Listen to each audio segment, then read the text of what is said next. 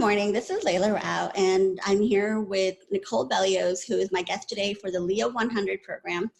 Nicole is an awesome Agile coach who works in the Netherlands, and she's also a Certified Scrum Trainer who's been part of the Agile community since the very beginning. Welcome, Nicole. Thank you. Thank you. It's an honor to be here. We're glad you're here with us.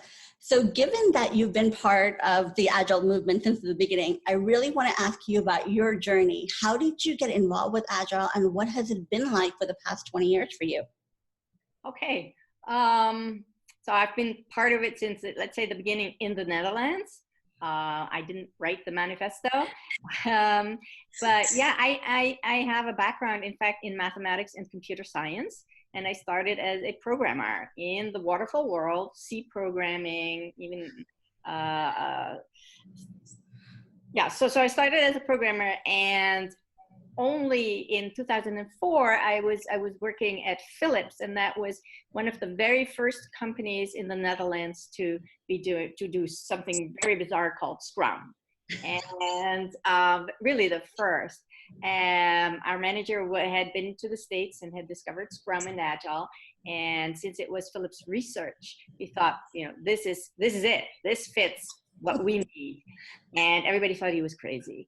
And I stayed there and I learned how to do Agile. And in the beginning, I thought it was very bizarre and very strange. But then I get used to it, and I haven't done anything else since. I couldn't go back to, let's say, waterfall programming. In those days, because it was so new in the Netherlands, we got the big names over to train us, like Mary Poppendick and Mike Cohn and Diana Larson. And so I have this wonderful background of being, taught by the first people. And that was great. And then it expanded slowly in the Netherlands. So first people said, yeah, well, that only works because it's research. It wouldn't work for, a real product. And then it did get expanded. And in 2007, I was asked to help at Ericsson in the Netherlands to help them adopt, let's say, Agile and Scrum. So that was my first transition, as we call them now. Ericsson was already doing it in Sweden, I guess. Yeah. And so that's how it expanded to the Netherlands. And, in those days, there was nothing there. There were no books. There was hardly any references. It was all so new, especially transitions. So with the team there, the managers, a project leader, me as Agile expert, we basically discovered how to do a transition. And we made all the mistakes one could possibly make. We learned a lot, and it was successful. So after that kind of became my job, to help companies transition to Agile. And in various branches. Usually it was mostly in those days IT focused. So the IT department would do the transition, and business, being, let's say, the client of IT, would follow, but they wouldn't become Agile themselves. They would provide product owners if we were lucky. And so I've been doing that. And next to coaching, I always enjoyed teaching. So I did training from the very beginning. And at one point, somebody kind of whispered in my ear, like, hey, would you like to become a certified Scrum Trainer? And I thought, well, yeah, why not? And also that became a wonderful journey, because you'll become one from one day to the next. So I learned a lot from other people, from co-trainings, from deepening my knowledge. And so I basically kind of tumbled into it, all these things. So it wasn't planned. I was supposed to be a programmer, I guess. And so nowadays, that's what I do. I coach and I train. And Awesome. So I want to take you back to that early moment when you said this whole Scrum thing felt weird, because I had that experience too. Do you remember what felt so weird, and at what point the weird became, oh my goodness, this makes total sense? Mostly the idea that you can change your requirements all the time. So that was like, I always used to, stage gated waterfall development which wasn't, it wasn't always wrong. So I was like, okay, you have to do this analysis phase for a long time and really write down everything up to the smallest error message, and everything was all detailed. And then you freeze it and then you start building it. And so with this Agile, where they could like change their mind at any moment, I was like, well, that just means we didn't do a requirements phase well. And that really took a while. And also, I have to admit, I mean, in those days as a programmer, programming changes was a lot of work. It wasn't set up in a way that you could easily make changes. And so if they did change their mind, it was annoying. It was a lot of work. So nowadays they have tooling and it goes so much faster, right? So, but when did it make sense? Well, of course, in research, it does make sense because, the researcher was like, hey, let's try this, and then see the results. And then say, oh, this didn't work. So, hey, let's try this. So there it definitely made a lot of sense. You couldn't do that in a waterfall way, I guess. I think it took me about 6 to 12 months to really get used to it. Yeah. I think once you get Agile, you can't ever go back to not working in an Agile way. No. Do you see that same pattern in your training because you have done so many Scrum trainings? Is there still that sense of Agile is something new and weird, or is it much more normalized now? Ooh, difficult question. I think it's much more normalized. I still see resistance, like in the beginning, of some people really not wanting it or not, but far less than in the beginning. I guess the people of a certain age still sometimes think, hey, you have to do analysis well, And I do think for certain products or certain environments, you probably have to do a little bit more analysis. But yeah, things are changing now. Now I think the weird thing is that people realize in my classes that it's not as easy as they thought.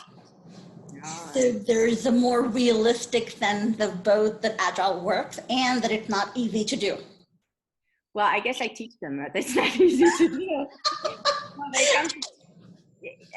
Lots of people in class, some choose to come, and well, within company trainings, many have to, and then there's more resistance, and you have to guide them more about how to do it well. There's a lot of bad Agile out there. Yes, there is. What are the other changes that you have seen in the last 20 years in terms of the Agile community, or more specifically through your students and your experiences? In the beginning, it was IT only, right? And then we were already happy to have business or the customer cooperate. And now we just see it expanding everywhere, especially in Holland. There is Agile in marketing, sales, Agile in schools, they Scrum in schools. Even in road building and everywhere, there's Scrum and Agiles. I think the philosophy behind it really suits our national culture also, with people being, let's say, all equal in one team, communicating, saying what they think. That, the Dutch are famous for that. So I see it everywhere, and maybe that is also a problem, because sometimes I think maybe in certain areas it's not the right choice. Maybe it's a little bit too forced. Yeah. But I don't have to convince people anymore. There is even an ad for an insurance company on TV, where they talk about, after your daily Scrum, blah, blah, blah, it's like it's on TV. So. I think I recognize that feeling, because I used to have to explain my job and nobody knew what Agile meant. And right. I used to say, well, let me just say I work in management or something like that, or IT, because Agile had no reference point. And now it is become so much normal. Yes. What has been some of your highlights from your Agile experience? I guess my first transformation because it was so difficult but successful. That was great. And being able to make mistakes and work closely with people. In general, I'm very much people focused. And for example, let me give you an example. I'm always happy when somebody is happy. And at one of my customers, there was this technical man of a certain age already who really didn't want to be in a team. He didn't want to do daily scrums. He just wanted to do his work, right? And he was very good at his job. I think he was a tester, but all the social stuff, all this communication, he really hated it. And so there was a lot of resistance. And I talked to him and I helped him, but you know, he had no choice. The whole company was going to do that. And in the end, after a year, we did an evaluation with the whole team, with every team. And in this team, this gentleman said, well, I really hated it, but I wouldn't want to go back to the old ways. So, no, that just almost made me cry. Yeah. It's like, okay, good. So for some people it's really hard, but then when they, in the end, they're happier at their jobs, that's my reward, I guess. Yeah. It is pretty powerful when people get it and they've internalized it. Yes. You talked about it being possible to try things and fail things early on because there wasn't this body of knowledge. So we were kind of forced to discover and try things. Do you think it's harder now for people to try and be comfortable with failure because there is so much expertise? Yes, and I think there's also a lot of people selling perfect solutions, perfect transitions. I think there are also a lot of managers who are afraid of people making mistakes or say, well, we don't have time for them to make mistakes. We cannot. And then I'm like, well, all you might lose is one sprint of work. Well, we're already behind, so don't lose a sprint of work. So yes, I see that. But you know, in the old days that wasn't different. In the old days, we would sell a project and say, "Hey, we're done in 6 months," and then a week before the deadline, we'd say, "Oh, sorry, it's going to take a little longer. It's going to take a little longer," and then you deliver after 11 months or something like that. So the more things change, sometimes the less they actually change. Well, it's different, but I see more pressure in succeeding and not putting in what's really needed to have a successful agile company. I think so. I think because there is so much expertise, I think sometimes people hesitate to customize a process for themselves. Yeah. Because that's the right way, and the right way ultimately is what works for any one organization. Right. In terms of individuals who've gone through agile transformation, would you have any recommendations for somebody who is a little hesitant about agile, but who's faced this? Sorry, I apologize. Sorry. Would you have any recommendation for somebody who is just going into the agile transformation, but is not very certain this is a good move? You mean a team member or a manager? Manager. I would say, you know, start with little trials like we did with Ericsson. We started with just one team and we started with trials and we just look, does it work here? Do people like it? Does the business like it? And I still think that's the best way, to start with some trials and then maybe expand and not start with this whole framework that we impose on the whole company and do big bang transitions. And then you can see if it works. And what you need to adapt to make it work for your company. So trying with small experiments and recognizing that there is the opportunity to inspect and adapt. Definitely. And you will make it work for yourself. Awesome. Would that advice be different for team members, or would it also apply for team members? Same for the team members. And I think for team members, it's very important that the environment is safe, so that well, I should talk about safety and maybe not about safe. So that it's safe for the people to experiment, that it's okay to fail, that it's okay to talk about their doubts or worries, or and then it should be a lot of fun to try something. And really, some people should maybe not be in those first teams. You know, some people are more hesitant, more scared, and like to have a more paved path.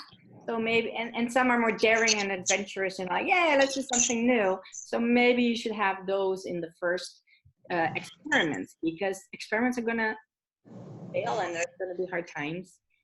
It's very rare, at least for the first teams, to have a completely easy recipe where everything goes according to plan. And so as much as possible, it would be helpful for a successful agile transformation if we allow people to opt in. Yes. That's good. So looking back at your journey, you said it had not been planned, but it's obviously been a very successful career.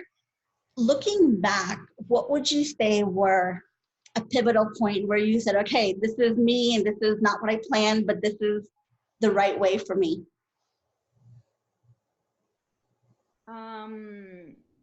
I guess there was this moment at Philips when in the beginning I was still a programmer, but then because of Scrum that we were doing, the department needed to be certified. We wanted to be certified, and the manager needed somebody to help the teams get better at the process, I guess. And that's when I decided, hey, I'm pretty much done doing technical work. I would rather work with people more, and I applied for this position. Or actually, I told the manager, hey, I think you need help and you might need me, you know, and that's when I made that step. So I guess that was number one. Number two was when I was sold as the agile expert to Ericsson, and I was like, who, me? You know, I don't know. But hey, let's go, let's do it. And that's a couple of years ago when I started my own company. That's when I felt totally like, okay, this is me. You know, part of coaching, part of training, talking at conferences, organizing conferences, and kind of feels like everything comes together.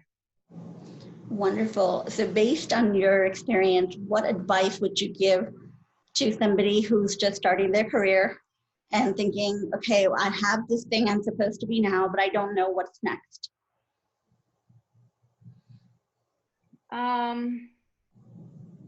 I did have a couple of role models like Mary Poppendick and Joanna Rothman.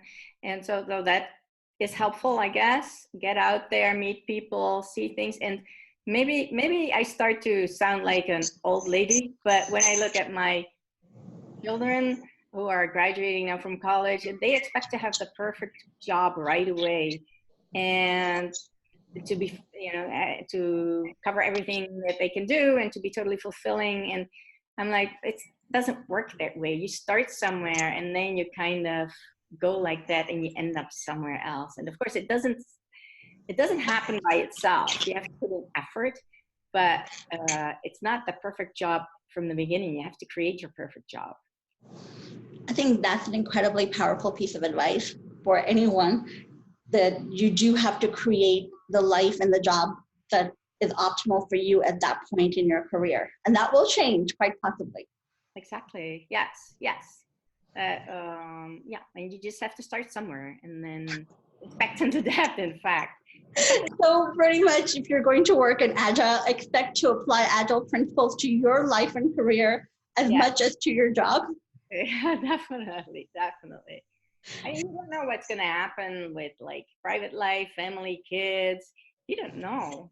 And I think sometimes they feel like they can plan out their whole life until they're 80, and it just doesn't work like that. I think even for those of us who work in Agile, it's hard to apply the Agile values to our life, because there we think we have a little bit more control, but it doesn't always work that way. Well, you have a little bit. Well, you have some control. I mean, like if you don't put in a session at a call for papers, you're never going to talk at a conference, you know, things like that. So yeah, you have to do things. But was that a challenge for you, stepping up and taking risks? Like you said, the first time you submitted for a conference, the first time you spoke at a conference, the first time you were the Agile expert in your room. Were those kind of natural things that happened, or did you have to? Well, one of my hobbies is acting. So I like to be on stage. Like I sing, so that helped. But I mean, even now, like I've done so many sessions. Before a session, I have a stomach ache. I have to, I'm so nervous. I'm still nervous. And those first times, I remember one of my very first times, I was just hidden in the ladies' room, just going, why did I do this? Why did I do this? I was so nervous. So no, it doesn't come naturally, and you get better at it. And now, just like when I'm in a play, you get really nervous, but once the play starts, the tension drops and form. And I think speaking at a conference is like a performance. Wow, I'm not sure that's reassuring for those of us who can't see ourselves on stage, but I do recognize the sense of the nervousness is always there. You just learn to live with it and to keep moving forward. Yes. But you do get a kick out of it. Well, I do. Afterwards, I'm always like totally happy when it went well. As you said earlier, Agile's supposed to be fun. Yes, definitely. I think it is fun. It's just not every moment is fun, but the outcome and process generally do. It's fun. You're working with people. You're trying to make everyone's work life a little bit better. Mm-hmm. There should be some laughs and joy along the way. What did you say? Excuse me? Sorry, I said for Agile transformation, not every moment may be fun, but the overall process certainly should be enjoyable for those working in it. Yes, it's overcoming resistance, getting used to new things, but then in the end, like that gentleman, they should be happy.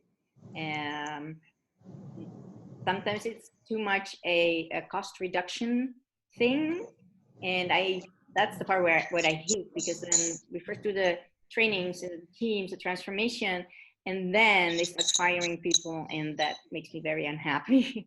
So maybe that's not the not so fun part. No, I think, as you said right earlier, not every career has perfect moments, but you can work towards making it right for you. Yes. So I see now in the Netherlands many women in Agile. In the beginning, I was almost the only one. So because it was an IT thing, and there weren't many women in IT either. That was an advantage because people recognize you more easily. They remember your name because you're one of the few women there. Now there's many women, especially as Agile is expanding out of IT into marketing, and marketing, it's mostly women here. So we see more women, but what I notice is that we still have very few female speakers at conferences. So there is still this, I don't know, something that's keeping them back from doing that, sharing knowledge. That is certainly an ongoing frustration. Would you have any recommendations either for organizers or for women who are not speakers? How do we address that barrier? For speakers, I would start to do it together. So co-speak, right? Go together. And that is so much more comforting. You're not all alone. It's usually a lot more fun for people to listen to. So start there, or ask somebody to coach you, somebody who can coach you about speaking skills, performance skills. So that would be for women, and just do it. Start maybe at smaller conferences, or start at meetups. Meetups are safe. Just things like that. So you don't have to be at the huge Agile conference on the main stage right away. So start doing it and enjoy it. And for organizers, I don't know. I'm an organizer of XP Days Benelux. We're having one in November. We contacted women. We put it out on LinkedIn. We tried a lot to motivate women to put in a session, and we got a little bit more, but still not enough. No. It's still a work in progress. Definitely. I think women are maybe a little bit shy or like, well, who would listen to me? Why should I be interesting? Things like that. Imposter syndrome, all of those things. Yes, yes. But I think that the advice that you gave is still where we start. Start somewhere, wherever you're comfortable. Start with meetups, talking to somebody else to help coach you, find a co-speaker. But if you don't start, the change is not going to happen. No. Within the gap, I mean, the step to take is huge. And then, or they do try, well, what we do at XP is Benelux, we offer to coach people. For example, they put in a first session description that is, like, you can tell they don't know how to do it well, but then we reach out and help to get a better description, get a better session. We offer to them to do tryouts and give us our feedback. And that's for men and women, you know, anyone who's insecure about their session or want to try out. So we want to help everyone, also other new faces. I think that's the best thing about the Agile community generally has been very receptive to new people coming in and getting help to become a better part of the community. Yeah, definitely. On that note, Nicole, it has been a pleasure talking to you. Okay. Thank you. Thank you for your efforts also. Our pleasure. It has been a wonderful experience getting to know all of you.